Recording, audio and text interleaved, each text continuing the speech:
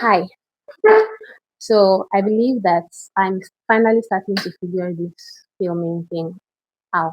When I first started, it was so confusing to me, and I jumped on YouTube to watch videos, and I was overwhelmed by the sheer number of information out there. Everybody has a different idea of what makes a good filming setup, but I think that the thing that I got or I picked up from all of these different random somehow dissonant ideas was that a few basic things continue to be constant or continue to be a constant. Things like lighting, things like lighting was a very big one. And then also like your camera level.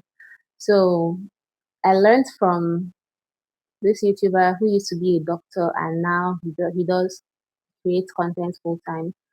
I learned how to. I watched a video yesterday, last night, before I fell asleep, and I got I got some critical pointers really on how to position cameras, how to locate your light source, and how to position yourself relative to your light source. And I think that his information, I found it the most valuable of everything out there because of how dynamic his presentation was. So he wasn't just like sitting in a stationary position and telling me what to do, right? He was moving around, showing me his setup. So when he would introduce an idea, for example, he would also immediately demonstrate because you would literally see him in the position that, okay, if he's saying, sit this way, when you sit this way, this is what he tends to look, videos tend to look amateurish when you don't have enough like headroom space above you. And, or if your camera is angled down, facing downwards towards you, and you're looking up at the camera, sort of creates this um, dynamic like the camera is imposing and you're just trying to there was something he said about this position which I can't remember, but he also said something about your camera being like lower than you and you looking down at the camera and it feeling like you're imposing, you're giving. So different camera angles, different um situations. But what he said that got me basically was that the best camera angle is just straight on eye level, which is how I have my camera positioned right now. I have the lenses here. I don't know which one is filming because my phone has like three camera lenses or four. So I don't know. Yeah, it's three, not four. So I don't know which one exactly I'm supposed to be looking at. Whether it's the one on the left, because I have my phone in landscape mode, whether it's the one on the left or the one on the right. But I think intermittently I'm just going, okay, let me just do a little experiment now. So I'm looking at the one on the left right now, and I'm going to be looking at it for about 10 seconds while I speak. So I'm looking at the camera on the left. And now I am about to switch and look at the camera to my right.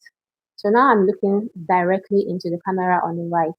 So when I watch this video later, I'm going to know which camera looks better. But I can already feel like looking at this camera here is more comfortable. It feels more head on. But I don't know. So let's see which one looks better. And I also have my camera stationed at about 90 degrees, not 90, yeah, at a 90-degree angle from the corner of my room, from a corner wall.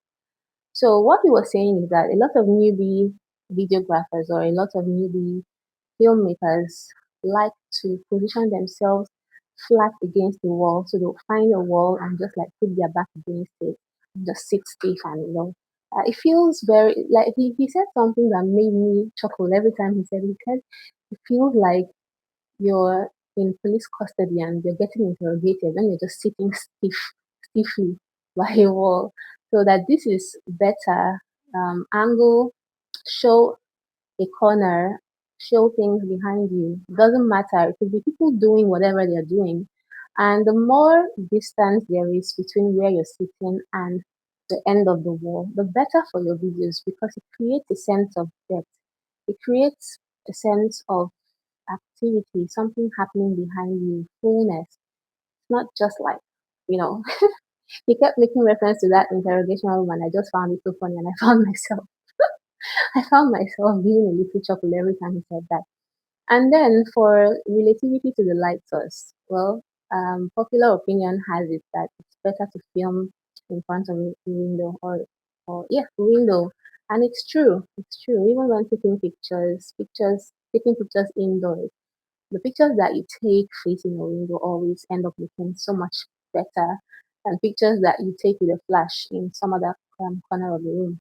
So right now I have a window that is facing me right on. So I'm sitting like at a 45-degree angle to the window. So this side of my face shouldn't be getting as much light as this side of my face.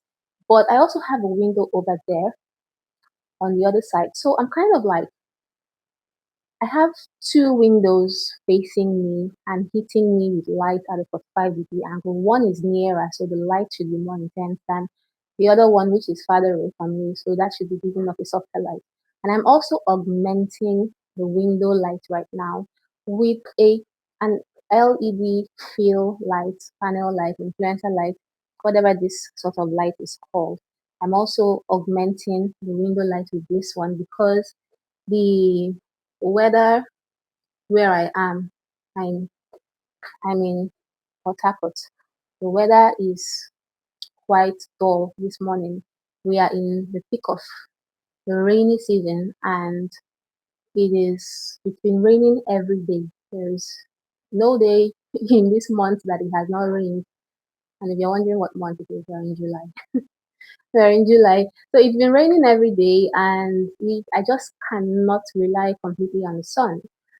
On sunny days, I get really beautiful light from this window. This is my favorite space.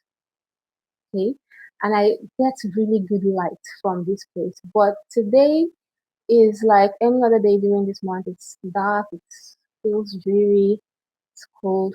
So I decided to augment with the panel light that I just showed you. Now, this panel light, I'm so glad. I don't know. After watching this video, I'm going to see.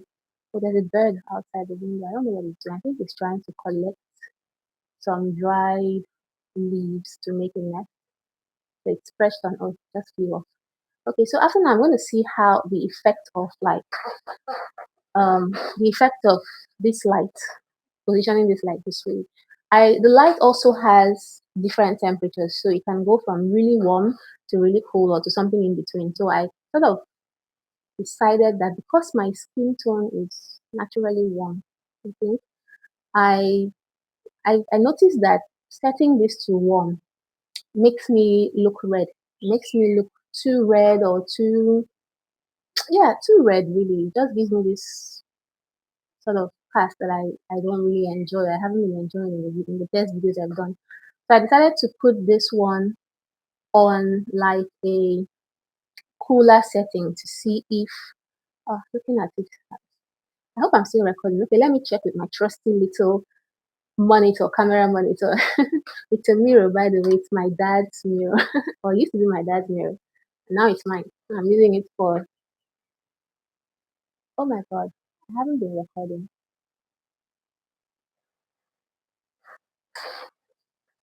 Sorry, I was actually recording. You see, this is why it's very handy to have a monitor. I looked at the wrong place. Okay, I couldn't see it because there is a small line of numbers that like a digital clock thing that just ticks, counting the seconds or counting the minutes or hours or the time, counting the time basically that you're recording. So I was looking out for that, right, with the mirror. I was just like, I put the mirror in front of the screen and I was looking, but because that number, that line of numbers is red, and I'm wearing orange. It just disappeared into that. I just thought I wasn't recording.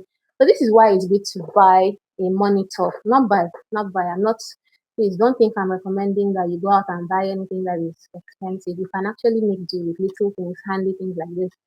The ideal thing for me to have done would have been to mount this mirror on another stand or another surface that will allow me just constantly see it.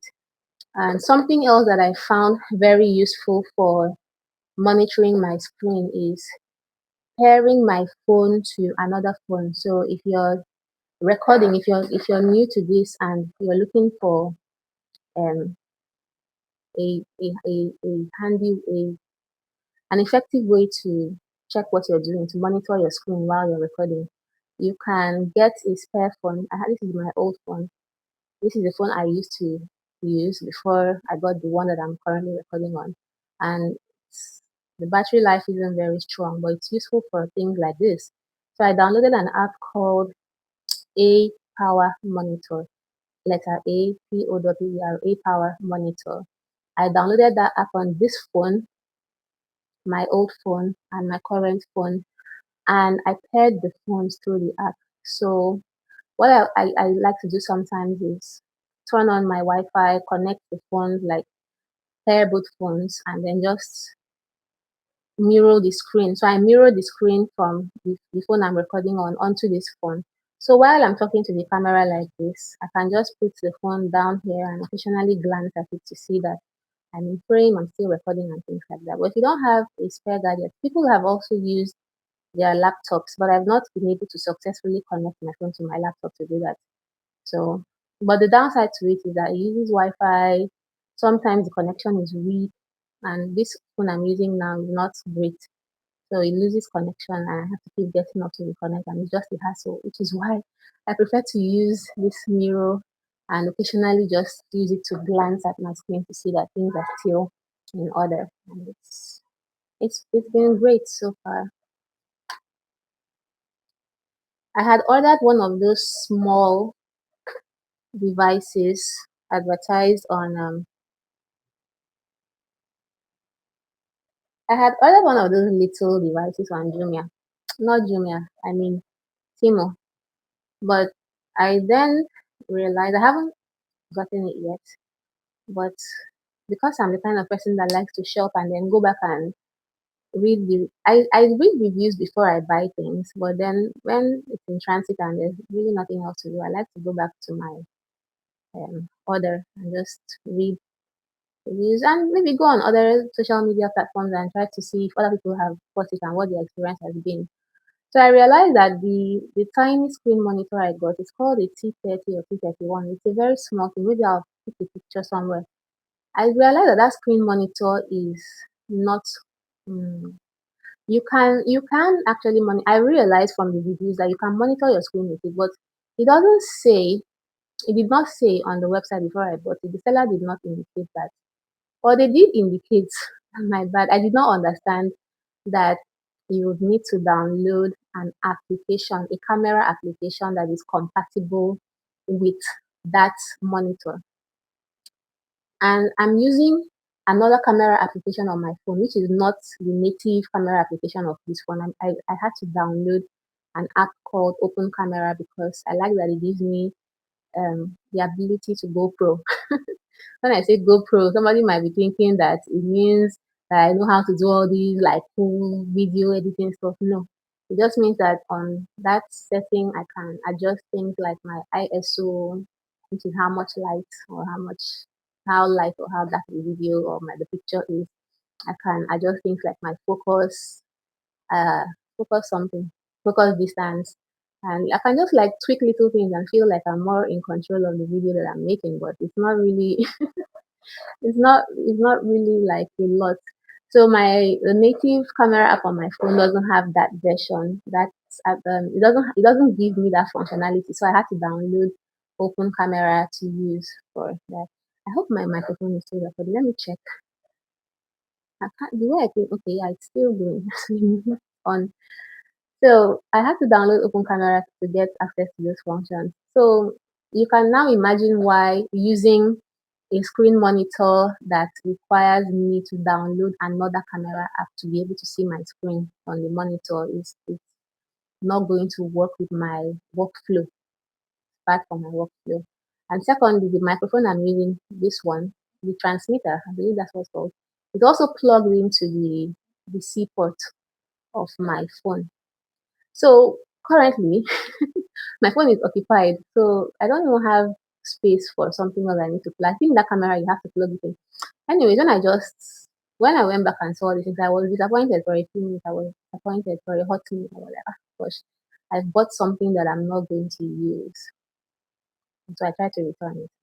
They were very gracious. I think they let me keep it without paying for it actually. So I'm going to be receiving it, but I don't really see myself using it. But let's see, maybe the application for the thingy is going to be good.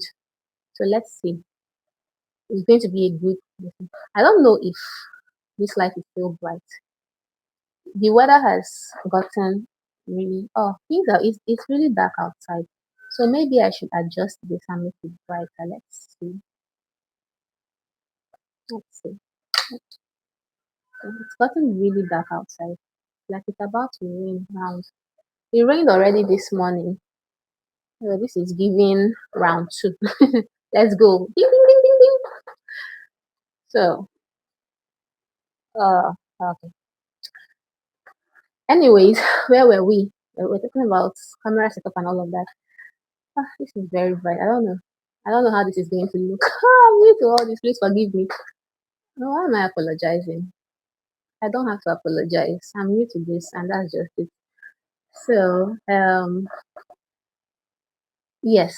So it's important to have a screen monitor for things like this, so you can check to see that you're in frame, you're still recording, you're not out of focus. Those little things, because it can be heartbreaking to record a video, to sit in front of the camera. First of all, I know how difficult it is to sit here talking to the camera, right? It's not easy for a lot of people. So it can be heartbreaking to sit through the process and then come back to watch the video and realize that I was out of focus the whole time. My head had been cut off at a weird spot and things like that.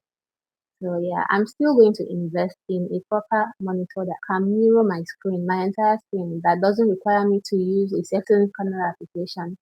I'm still trying to find a good one.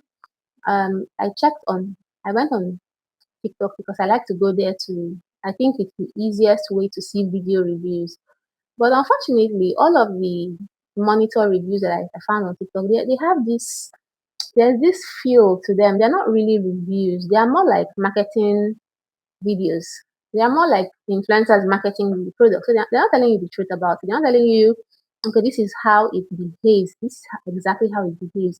This is how to use it. This is what you need to have on your phone already, or this is what your process has to look like before you can use it. They're just telling you, oh, get this, get this, get this, get this. But nobody is telling you that this one might not work for your phone. Nobody is telling you that this one lags.